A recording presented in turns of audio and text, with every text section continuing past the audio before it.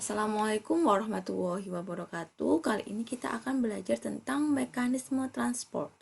Kemarin kita sudah belajar tentang organel sel, kemudian perbedaan sel dari prokariotik, eukariotik. Kemudian sekarang kita akan belajar tentang mekanisme transport di dalam sel. Pertama ada transport pasif, kedua ada transport aktif. Nah, bedanya kalau transport pasif berarti dia tidak banyak mengeluarkan atau membutuhkan energi. Sedangkan transport aktif dia membutuhkan banyak energi. Kalau di dalam sel, dia nama energinya adalah ATP, adenosin trifosfat. Jadi saya ulang lagi, di dalam mekanisme transport di dalam sel ada dua, transport pasif dan transport aktif. Perbedaannya di mana? Di pasif dia tidak memerlukan energi, kemudian kalau di aktif berarti dia memerlukan energi.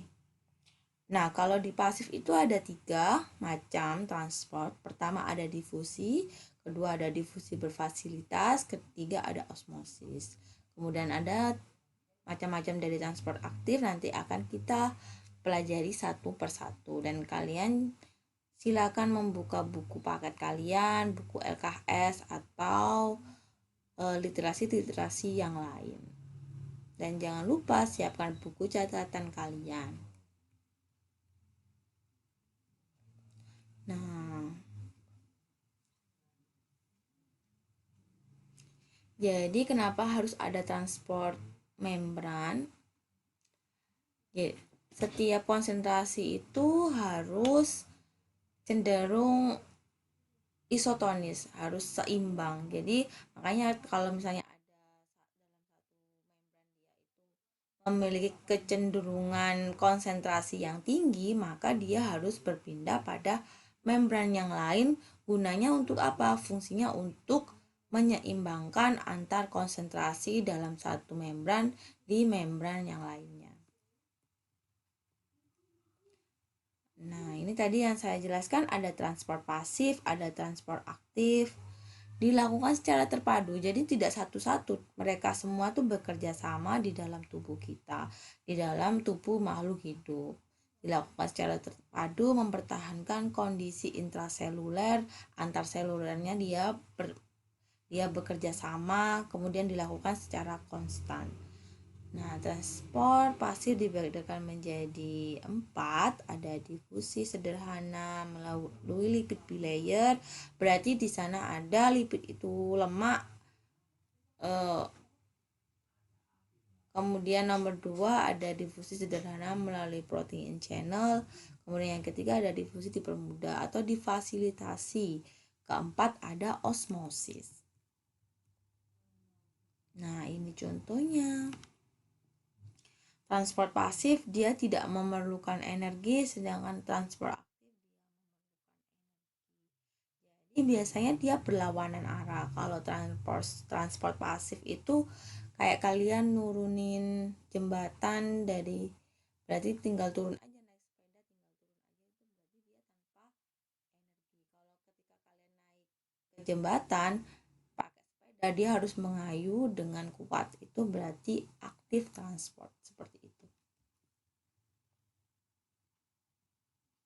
Nah, kalau misalnya dilihat konsentrasinya, diingat ya, ada pelarut dan terlarut. Kalau pelarut itu contohnya air, kalau terlarut itu contohnya adalah gula. Berarti terlarut itu adalah zat yang dapat dilarutkan di dalam air atau bahan yang sejenis. Nah, kalau misalnya dilihat dari sini, di sini adalah konsentrasi gradiennya lebih banyak ketimbang konsentrasi yang di bagian ini. Maka ini namanya hipertonis, sedangkan ini namanya hipotonis. Memiliki konsentrasi zat lebih rendah, hipotonis. Kalau misalnya hipertonis memiliki konsentrasi zat lebih tinggi. Atau kerapatan larutannya lebih tinggi, itu hipertonis. Kemudian kerapatan larutannya lebih rendah, itu hipotonis. Diingat lagi, Hipertonis memiliki kerapatan zat lebih tinggi, kemudian hipotonis memiliki kerapatan zat lebih rendah. Sampai sini saya harap kalian sudah paham perbedaan antara transport aktif, transport pasif, dan konsentrasi gradien atau konsentrasi zat. Ada dua, hipotonis dan hipertonis. Hipotonis berarti konsentrasi zatnya lebih rendah, hipertonis berarti konsentrasi zatnya lebih tinggi. Oke, ini faktor-faktornya. Ada wujud materi, suhu, ukuran molekul, dan konsentrasi yang sudah saya jelaskan sebelumnya. Nah, ada yang tadi. Pertama, mekanisme difusi sederhana. Yang harus kalian garis bawahi adalah proses perpindahan molekul zat atau gas dari konsentrasi tinggi ke konsentrasi rendah. Ini maksudnya gimana? Konsentrasi tinggi ini maksudnya adalah zat tadi hipertonis ke hipotonis. Nah, dan bersifat larut dalam lemak atau lipid. Jadi kalau misalnya ada kata-kata lipid berarti dia hubungannya sama lemak. Kemudian di sini membran sel permeabel terhadap molekul larut lemak. Vitamin adek itu berarti vitamin yang dapat larut di dalam lemak. Nah, saya jelaskan sifat-sifat permeabilitas membran. Nah, permeabel itu berarti dapat ditembus oleh semua jenis zat. Kemudian impermeable tidak dapat ditembus oleh semua zat. Kemudian yang nomor 3, permeable diferensial atau permeable selektif, hanya dapat ditembus oleh beberapa jenis zat saja. Nah, contohnya adalah membran semipermeable yang terdapat pada nukleus, vakuola, dan membran plasma. Jadi kalau semipermeable biasanya hanya dapat ditembus oleh air saja. Biasanya ada di membran plasma, berarti dinding pertama di dalam tubuh. Karena dia membran sel permeable, berarti dia dapat ditembus oleh semua jenis zat. Maka dari itu, vitamin adek yang larut di dalam lemak dapat menembus membran tersebut. Oke, sampai sini saya harap kalian tidak bingung. Nah, ini contohnya dari proses difusi dari konsentrasi tinggi menuju konsentrasi rendah, dari hipertonis menuju ke hipotonis. Itu adalah contoh dari difusi. Proses transport pasif difusi yaitu dari konsentrasi tinggi hipertonis menuju konsentrasi rendah. Fungsinya untuk apa? Untuk menyeimbangkan seluruh zat di dalam membran tersebut. Makanya namanya kalau sudah seperti ini, sudah mengalami distribusi dengan baik, maka zat larutan tersebut isotonis, seimbang. Nah, ini sugar molekul sugar, ini hipertonis, hipotonis, hipertonis menuju hipotonis berarti dia difusi, terjadi proses transport pasif difusi. Nah, akhirnya dia menjadi larutan isotonis yang berarti seimbang, tidak ada yang hipertonis maupun hipotonis. Nah, kemudian ada mekanisme difusi difasilitasi. Zat yang dapat melalui membran plasma yang melibatkan protein pembawa. Berarti kenapa harus difasilitasi? Karena proses difusinya sangat lambat. Biasanya contohnya adalah asam amino, glukosa itu harus difasilitasi karena proses difusinya sangat lambat. Maka dari itu dia dibantu oleh protein pembawa atau protein transporter. Nah, ini contoh-contohnya banyak ditemukan pada sel rangka, otot jantung, sel lemak. Karena sel tersebut selalu membutuhkan glukosa untuk diubah menjadi energi. Jadi kenapa harus ada mekanisme difusi difasilitasi? Karena memang dia membutuhkan atau melibatkan protein pembawa agar proses difusinya lebih cepat.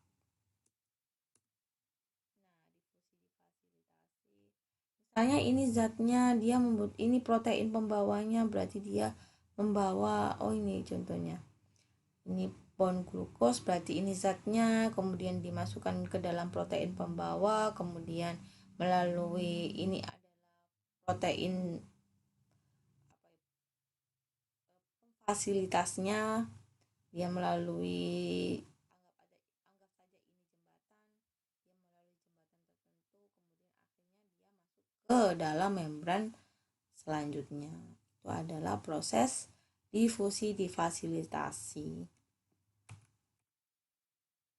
Contoh lainnya, kalau difusi difasilitasi dia masuk ke protein pembawa, kemudian dibawa ke dalam tempat protein pembawa, kemudian dipindah ke dalam zat selanjutnya. Ini ya, higher concentration ke lower concentration, dari hipertonis ke hipotonis. Diingat seperti itu. Kita masuk ke proses transport pasif osmosis. Proses perpindahan molekul dari zat pelarut yang larutan konsentrasi zat pelarutnya tinggi menuju larutan yang konsentrasi zat pelarutnya rendah. Nah, tadi sudah saya singgung ya, pelarut itu air, terlarut itu adalah zat. Pelarut itu air, terlarut itu zat, bisa aja gula, bisa aja garam.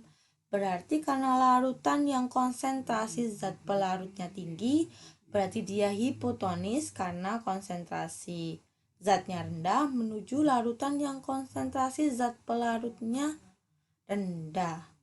Berarti konsentrasi yang zat pelarutnya tinggi. Jadi terbolak-balik saja. Kalian harus ingat pelarut itu air, terlarut itu adalah zatnya. Hipertonis, larutan yang konsentrasi zat pelarutnya lebih tinggi di luar sel dibandingkan dengan larutan di dalam sel. Isotonis, larutan yang konsentrasinya di luar dan di dalam sel itu sama.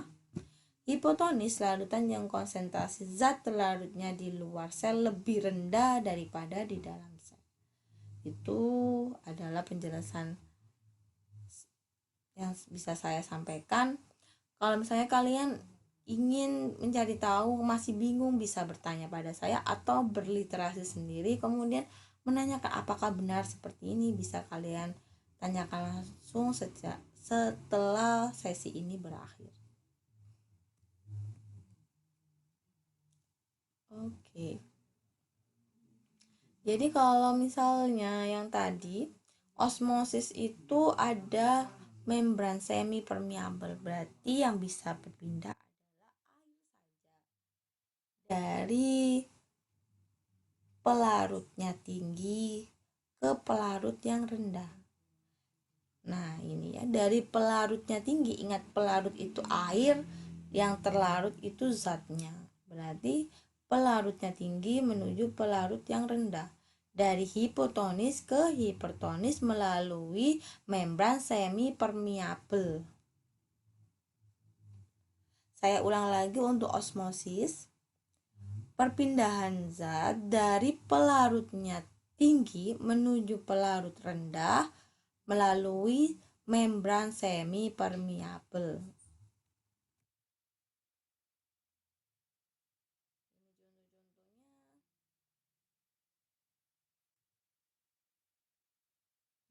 Isotonic environment berarti zat yang ada di luar dan di dalam sel itu sama konsentrasinya. Tidak ada hipertonis, tidak ada hipotonis.